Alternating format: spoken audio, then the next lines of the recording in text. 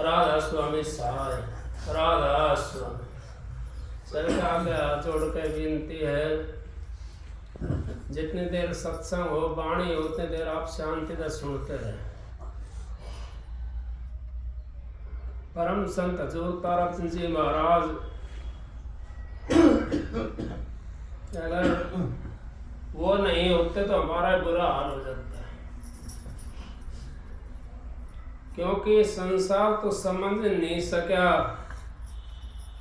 इसको कितना ही समझा लो, कितनी इसको चेतावनी दे दो, कितना ही संसार का काम बना दो, फिर भी उस जगह पर लगे रहते हैं जहां से हमारे कोई फायदा नहीं होता। ये मालिक की मौज की बात है, मालिक की दया की बात है। आप लोगों ने यहाँ पर सत्संग मिलता है और कोई ये समझता हो ये सत्संग अपनी मर्जी से नहीं होता। ये मालिक की मौज से सत्संग होता है, बहनजियों की दया से, आशीर्वाद से सत्संग होता है।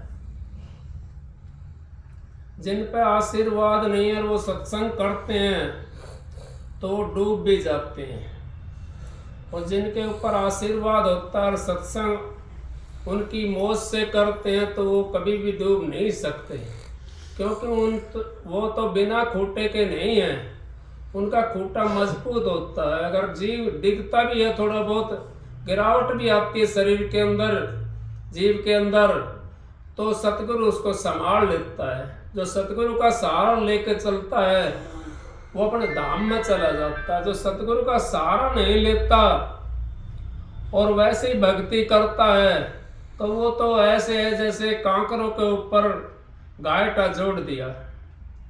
हमने भक्ति करनी है उस मालिक की, उस सतगुरु की, जिसने हमारे को नाम दिया है, जिसने हमारा 84 से फंद छुटाया है, उसकी भक्ति करनी है हमने। अभी पहले थोड़ी देर पहले शब्द गा रहे थे, गली तो चारों बंद पड़ी, मेरा हरि से मिलन कैसे होए, गली तो चारों बंद पड़ी। कि शरीर के अंदर 4 गली हैं, वो 4 ही चारों के चारों हमारे बंद पड़ी हैं। क्यों बंद पड़ी हैं? काम क्रोध मद लोभ मोह न घेरी चारों गैल। ये 5 इतने भारी हैं हमारे उसमें, इन्होंने सारी गैल घेर रखी है। काम क्रोध मद लोभ मोह न घेरी चारों गैल, और जिन गलियों मेरे प्रीतम बसते, कैसे करूं मैं उनकी सैल। अब इतने काम छोड़ने हैं हमने, तब उनकी सैल कर सकते हैं। लेकिन हम कैसे करें उनकी सैल? हमने तो एक ही काम के ऊपर काबू करना है। किस काम के ऊपर? अपना मन के ऊपर काबू करना है।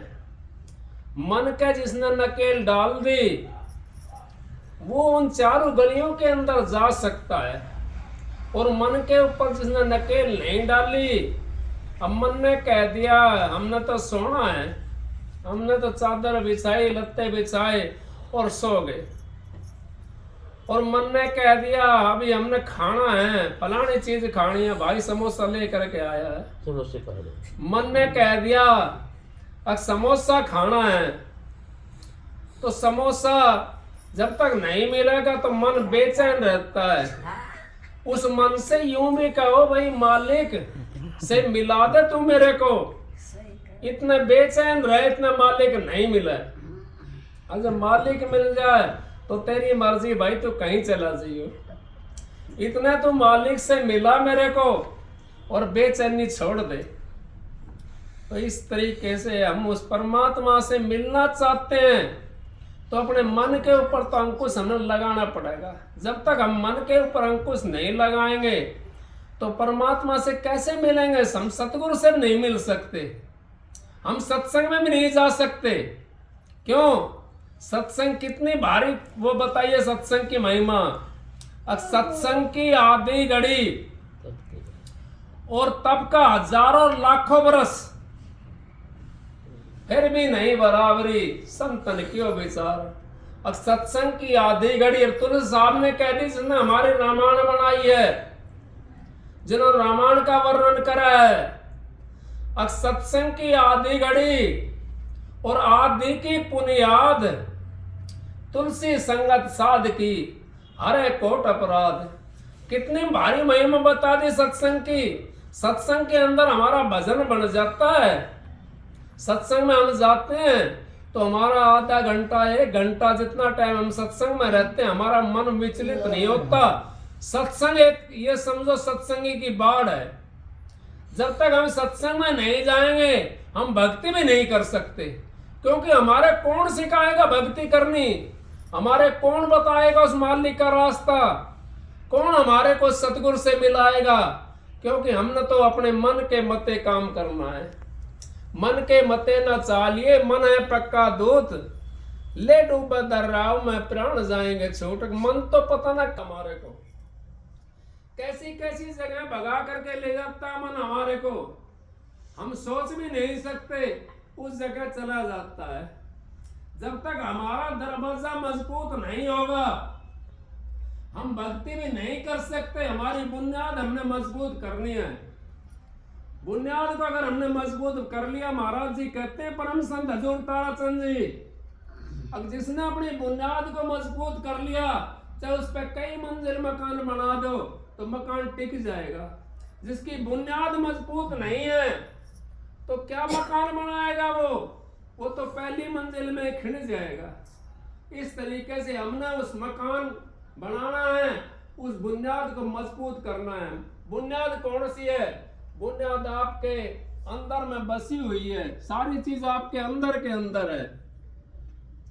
कामी क्रोधी लालची गुरु इनसे ना भक्ति होए, भक्ति करे कोई सूरमा जात वर्ण खुल कोई। अगर हम काम के अंदर लगे रहते हैं तभी भक्ति नहीं कर सकते। भक्ति के लिए हमें पहले अपने मन को दृढ़ करना पड़ेगा, मन के ऊपर वो फिरका बैठाना पड़ेगा। अब बैठत उठत खड़े उताने कह कबीर हम उसी ठिकाने।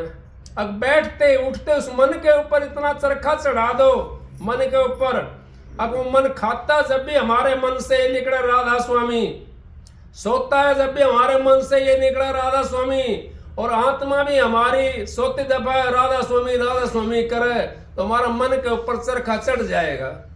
जब तक हम उस मन के ऊपर चरखा नहीं चढ़ाएंगे उस राम नाम का, उस परमात्मा के नाम का, इतना हमारा उद्धार भी नहीं हो सकता।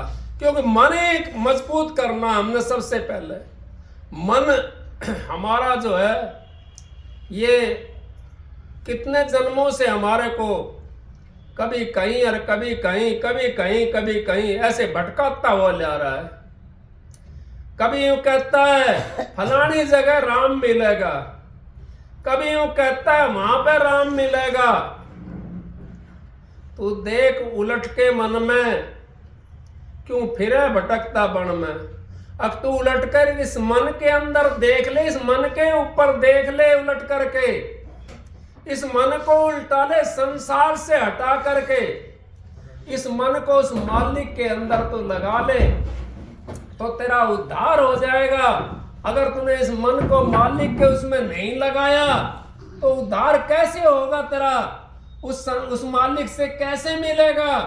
उस मालिक से तो हमने मिलना है तो उस मन के ऊपर थोड़ा सा काबू करना पड़ेगा। जब हमने मन के ऊपर काबू कर लिया थोड़ा सा, मैं ये नहीं कहता आप इसको मन को मार दो, मन तो किसी से नहीं मरा, कबीर साहब से भी नहीं मरा मन।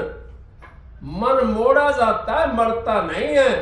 पहले ये मन काग था करता जीवन घात, अब ये हंसा भया चुग चुग मोती खात।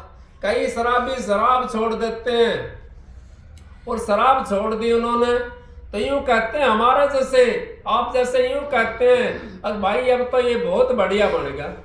अब बढ़िया कहां से आ गया? पहले भी तो वही था, अभी भी वही है, लेकिन क्या चीज उसने, अब जब वो घात करता था वो काक की तरह वृत्ति थी इसकी, अब वो हंस की तरह इसकी वृत्ति होगी और मालिक के उसमें लग गया नाम के अंदर, अपने उसको सुमत मिल गई उसको। अब भाई तू भी अपने चोला ने बदल ले। पहले ये मन कागता करता जीवन घात, अब ये हंसा भयो चुग चुग मोती खाता। अब तो ये हंस बन गया। तो राम नाम के मोती चुगने हमने, इस मन को बदलना पड़ेगा, हंस बनाना पड़ेगा इस मन को। जब तक ये मन हंस नहीं बनेगा, जब तक हम राम नाम के मोती कैसे चुगेंगे, कैसे उस परमात्मा से मिलेंगे, कैसे उस सतगुरु के जाकर के हम दर्शन करेंगे। दर्शन करना, गली तो चारों बंद पड़ी, मेरा हरि से मिलन कैसा होए। काम क्रोध मद लोभ मोह ने घेरी चारों गैल, और जिन गलियों मेरे प्रीतम बसता, कैसे करूं मैं उनकी सैल। अगर जिस गली के अंदर मेरे प्रीतम बस रहा है, वे तो सारा काम क्रोध मोह लोभ अहंकार ने घेरी पड़ी है, उसके अंदर कैसे जाऊं। हमने ये चीजों के ऊपर अगर काबू कर लिया, थोड़ा सा अंकुश लगाना है, बदल जा मन, हो जाएगा बेड़ा पार। अब तू मन बदल जा, बेड़ा पार हो जाएगा तेरा। जब तक ये मन बदलेगा नहीं, जब तक बेड़ा पार नहीं हो सकता। इस मन को साजोबाई ने नहीं कहा, अगबान उस मालिक को के पानो। वो गोबर लगा रही थी बिटोड़ा के ऊपर, 5-4 जनी और थी। वो पूछने लगी सहजोबाई से, अगर मालिक किस तरह मिले, तो कहने लगी बाण मालिक को के पानो, गोबर अठा से तोड़ के अठा लानो, अठा से तोड़ के अठा लानो, अब वहां हटा के वहां लगा देनो। वही मन को काम है। मालिक तो आपके पास में, सतगुरु आपके पास में, मन मिलने नहीं देता उससे, क्योंकि मन तो काल महाराज का वकील है। काल महाराज को छोटी सहज नहीं है, चीज नहीं है। अगर काल महाराज इतनी छोटी समझ रहे हो, ये जोड़ा है काल का और दयाल का। काल नहीं हो तो दयाल की भक्ति कौन करेगा, और दयाल नहीं हो तो काल से कौन छुड़ाओगा। कोई नहीं छुड़ा सकता। दयाल काल से छुड़ाता है, और काल उसकी दयाल की भक्ति कराता है। जब तक हम उस भक्ति के अंदर नहीं रमेंगे, उस परमात्मा के नाम के अंदर अगर हम नहीं रमेंगे, हमारा उद्धार कैसे होगा। उससे कैसे मिलेंगे, उस मालिक से। उस मालिक से हमने मिलना है, तो हमने इस मन को थोड़ा सा बस काबू करना पड़ेगा। थोड़ा सा इसके ऊपर अंकुश लगा दो। जैसे पीलवान हाथी के ऊपर, हाथी कितना बड़ा होता है, मन तो बहुत बड़ा है। मन तो हजारों हाथियों से भी ज्यादा बताया, 60,000 कितने बताए महाराज जी ने, तो इतने हाथियों से भी बड़ा है वो, हम तो बता भी नहीं सकते उसको। एक मन को हम काबू करने के लिए, जैसे हाथी के पीलवान होता है, एक छोटा सा वो चोबा रखता है उसके अंदर, अपने डंडे के अंदर, और हाथी को कितनी उसकी ताकत का पता, किसी ने हाथी की ताकत का नहीं पता। वो पेड़ को पाड़ देता है, अपना सूंड में लिपटा और पेड़ को पाड़ दिया, उसको भी काबू कर लेता है इंसान। तो मन तो क्या है, मन, लेकिन हम मन पे काबू करना नहीं चाहते। क्यों? हम तो दुनिया के ऐश आराम के अंदर रहना चाहते हैं। आप इस ऐश आराम को छोड़ दो, और उस ऐश आराम को लो जो आराम करना है हमने, जो ऐश मिलनी है हमने। उस ऐश का अगर 1 सेकंड भी आपको आराम मिल गया, उस ऐश का आपको चस्का लग गया 1 सेकंड का भी, तो ये संसार सारा फीका लगने लग जाएगा। कहता हूं कह जाता हूं, काई बजाऊं ढोल, श्वासा खाली जाता है 3 लोग का मोल। अगर 3 लोग का मोल है, ये श्वास खाली जा रहा है, 3 लोग के मोल से भी ज्यादा बताया श्वास की कीमत। उसकी कीमत को समझो, उस मालिक की सहज को समझो। मालिक की सहज पर तो सूक्ष्म सेज पर तेज चमके, सो घर परा परी। अब वो तो सूक्ष्म सेज, उसके ऊपर तेज चमकता है, सो घर परा परी है। वो तो परापरी घर है, अब यहाँ पे नहीं है वो घर। यहाँ तो संसार का घर है। इस संसार के अंदर दुख का कारण है। यहाँ तो दुख, नानक दुखिया सब संसारा, सुखिया केवल नाम आधारा। अब जो नाम के आधार पर रहता सुखी वो ये रहता है। फिर क्या कही नानक साहब ने, अग बाबर प्याला शराब का, उतर जात पर बात, नानक खुआरी नाम की चढ़ी रहे दिन रात। अगर बाबर तो सांझ ने पिया और सवेरे उतर गया, और जिसके नाम की खुआरी चढ़ गई वो तो 24 घंटे उस मालिक के नाम के अंदर लीन रहता है। नानक साहब ने तो वो दुकान, साहूकार का लड़का था नानक साहब, और पिताजी दुकान के अंदर उसको बैठा गए। दुकान के अंदर कोई आया लेने के लिए, अगर भाई कितना कणक दे दे मेरे को।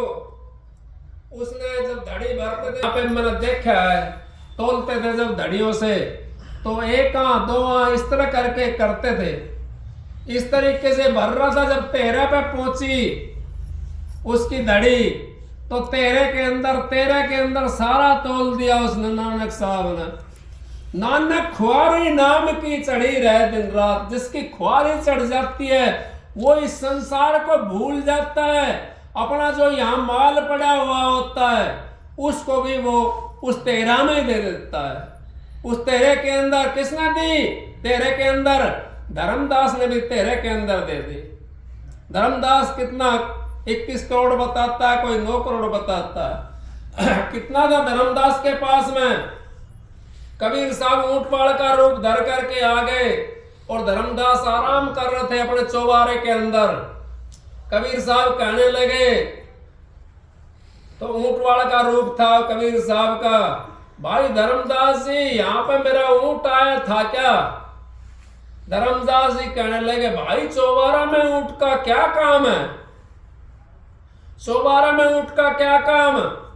कबीर साहब इतनी कह करके कहने लगे, कबीर साहब अगर भाई तो मालिक का नाम भी इस चौबारे के अंदर नहीं है, मालिक भी इस चौबारे के अंदर नहीं है। इतने कह करके गायब हो गए।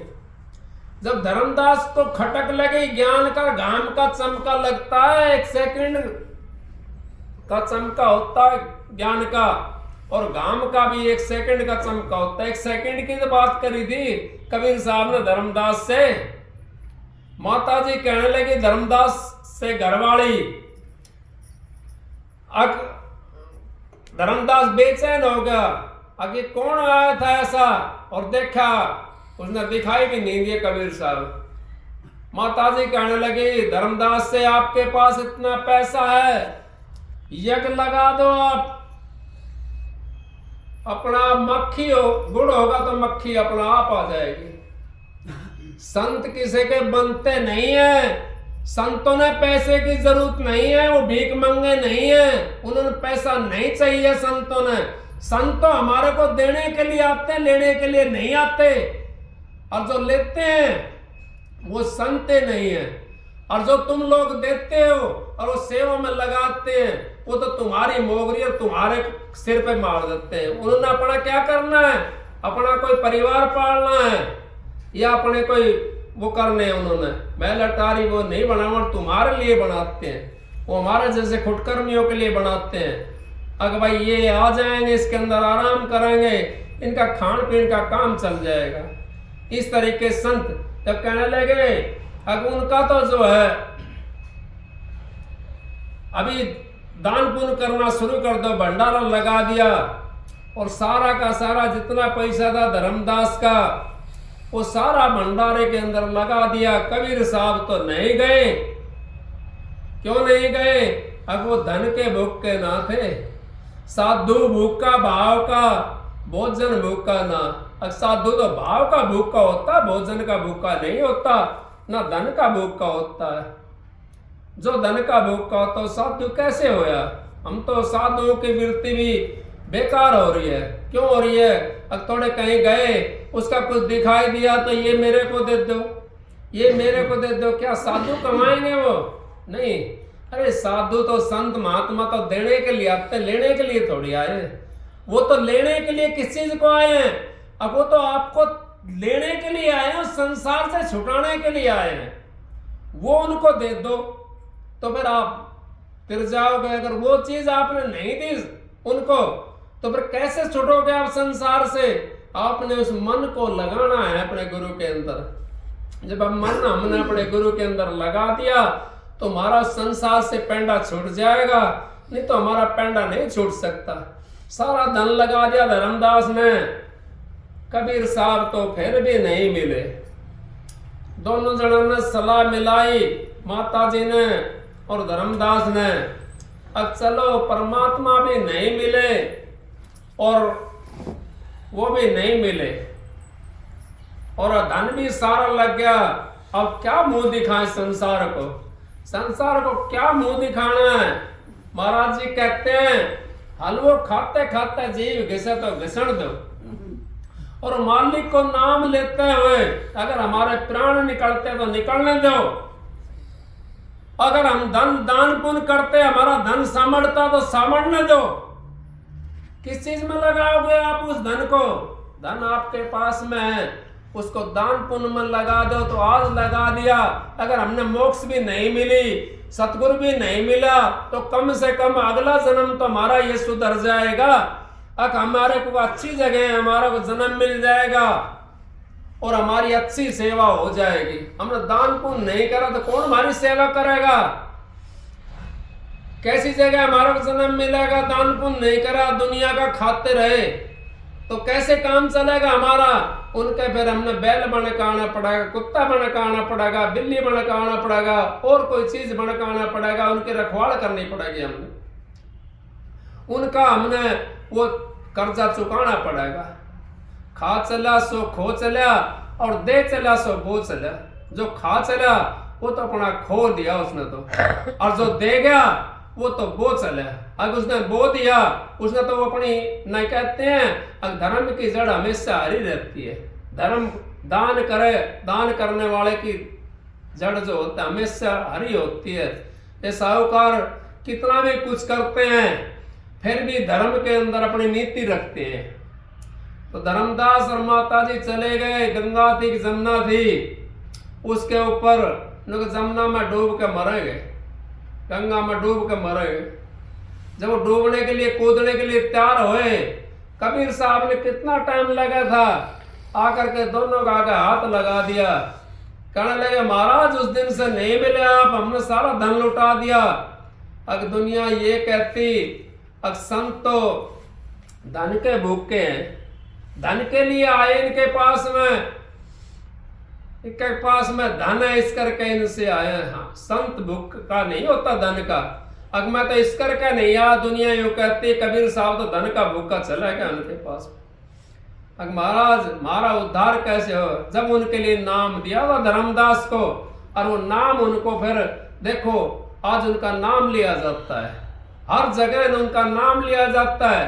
धर्मदास जैसा शिष्य भी नहीं होया कबीर साहब कोई। क्यों? अगर धर्मदास ने अपना सर्वस्व दाव पर लगा दिया। कोई आज 2 पैसे दान में नहीं लगाता गुरु के कहने से या वैसे लगाता है, लगाने वाले लगाते हैं, कहने से कोई नहीं करता काम। तो इस करके हम खाली रह जाते। संसार के अंदर हम आए, संसार की तरह अगर हम काम करेंगे तो हमारा उस परमात्मा से नहीं मिलेंगे। हमने संसार से रह करके संसार के अंदर और संसार से अलग काम करना पड़ेगा। उस परमात्मा के लिए हमने दिखाने की जरूरत नहीं होती। भक्ति कर रहे हैं हम, क्या दिखाना हमने? क्या हमने झंडे बंधवाने हैं? क्या हमने वाह करवाने हैं? नहीं, अपना काम करो। ये भक्ति अपने लिए होती है, ना बेटे पोतों के लिए होती, ना धी जमाइयों के लिए होती, ना ये संसार के लिए होती। ये तो अपने लिए है। लेकिन भक्ति करने वाला, कबीर साहब ने यूं कह दिया 101 पीढ़ी तार है हमारी हेली, जो कोई तारण हार हो। भक्ति करने वाला अपने परिवार को भी तार देता है। सिद्ध तारे तन अपनो, साधु तारे खंड, सोई सतगुरु बंधिए, सो तो जो तारा ब्रह्मांड। अब उस सतगुरु का पल्ला पकड़ लो, जो ब्रह्मांड की बात करता, जो ब्रह्मांड को आपको तार देगा ब्रह्मांड से, उसका पल्ला पकड़ लिया हमने, हमारा काम बन जाएगा। जिसके पास में कुछ है नहीं, उसके पास में अगर हम जाते हैं पहले वो भूखा बैठा तो हमारा क्या खिला देगा? हमारे को तो वही खिला सकता जिसके पास में भंडारा भरा हुआ हो, वही हमारे को देता है, वही हमारे को आगे ले जा सकता है। हमने संतों की शरण में जाना है। संतों की शरण में जो जीव चला जाता है वो 84 से बच जाता है। संतों के जो छोड़ देता है संतों को, हमारे को सत्संग बहुत जरूरी है। हम भक्ति वैसे नहीं कर सकते बैठ करके। सत्संग में हम आते हैं तो 1 घंटे बैठे हैं तो 1 घंटा हमारा वो यूं समझ लो आपका कसौटी की तरह लगा है। सत्संग के अंदर मन इधर उधर नहीं भागता। जब सत्संग से बाहर निकलते हैं, जब हमारा मन भागना शुरू करता है। सत्संग के अंदर तो एक टकटकी देख लगा करके और सुनता रहता है। वो तो आपकी कितने दिन की भक्ति बन गई। एक सत्संग को सुनने से आपकी कितनी भक्ति बनती है, कितने युगों की भक्ति बन गई आपकी एक सत्संग सुनने से। सत्संग की आधी घड़ी तब के बरस हजार, फिर भी नहीं बराबरी संतन क्यों विचार। तो सत्संग की तो आधी और आधी की बुनियाद, तुलसी संगत साध की हरे कोट अपराध। आप लोगों के बीच में सत्संग है, मालिक की दया सत्संग होता है। एक आपको सब सुनाता हूँ, सबको राधा स्वामी। तो एक सत्संग सुना होगा।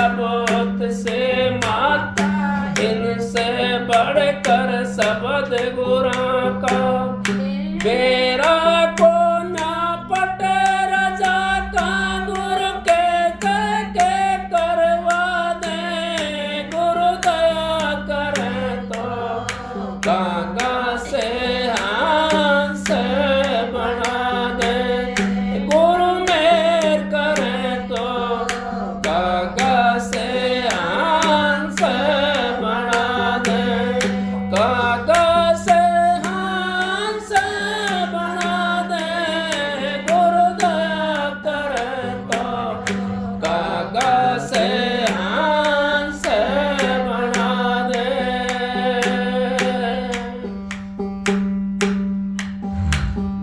पत्थर कर गुरु हीरा दिखा दे कंकर से गुरु लाल बना दे पत्थर कर गुरु हीरा दिखा दे कंकर से गुरु लाल बना दे बाने नाथ से झुका दे हुक्म होया पद गा दे गुरु दया तो कागा से हंस बना दे गुरु मेर करे तो कागा से हंस बना दे कागा से हंस बना दे गुरु दया करे तो कागा से हंस बना दे